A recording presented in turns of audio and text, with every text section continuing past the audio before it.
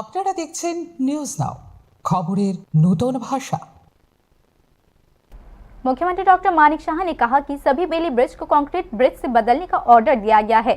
शनिवार को साउथ त्रिपुरा बस ओनर्स एसोसिएशन की 35वीं एनिवर्सरी के मौके पर मुख्यमंत्री डॉक्टर मानिक शाह ने डॉक्टर श्यामा प्रसाद मुखर्जी की मार्बल स्टैचू और पुराने वस्त्र व्यापारियों के लिए एक रिसेप्शन आयोजित सभा में ये घोषणा की है। मुख्यमंत्री ने कहा कि बेली ब्रिज के गिरने से होने वाले हादसों के डर से इस बार ब्रिज को कंक्रीट के पिलर से बदलने का ऑर्डर दिया गया है।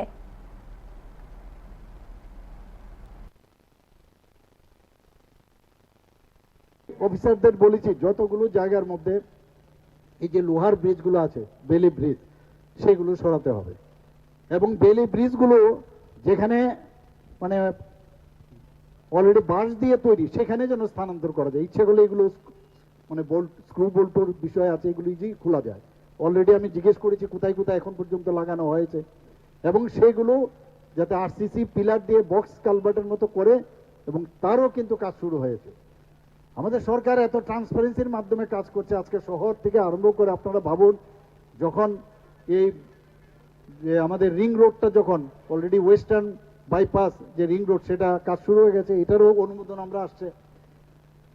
এখানে যখন আপনার এই মাননীয় প্রধানমন্ত্রীজির যে ডিম প্রজেক্ট যেটা আমরা এখানে একটা মল করছি, সেই মল যখন হবে সেটা তো আপনাদের যারা এখানে গাড়িগুলা চালায় তাদেরও লাভ হবে। এখানে আমাদের 16B+G সবচেয়ে উঁচু দালান আমরা তৈরি করছি গুর্খাবস্তিতে।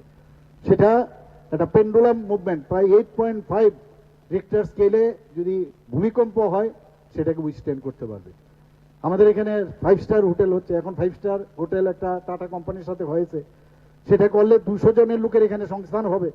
কিন্তু ইনডাইরেক্টলি যারা গাড়ি চালায়, যারা বিদেশ থেকে লোক আসবে, এক একটা রুমের ভাড়া 4টা রুম এক্সক্লুসিভ রাখবে, যার ভাড়া 1.5 লাখ থেকে 2.5 লাখ।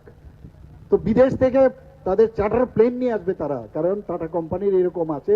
তারা আসলে ওখানে বসে থাকবে না, ওরা যখন বিভিন্ন জায়গায় যাবে তখন তো আমার শ্রমিক ভাইরা বা মালিকরা তাদেরই লাভ হবে, বেভারেজ যারা সাপ্লাই করবে তারা হবে। আজকে একের পর এক আমাদের এই কাজগুলো আমরা করছি। আপনারা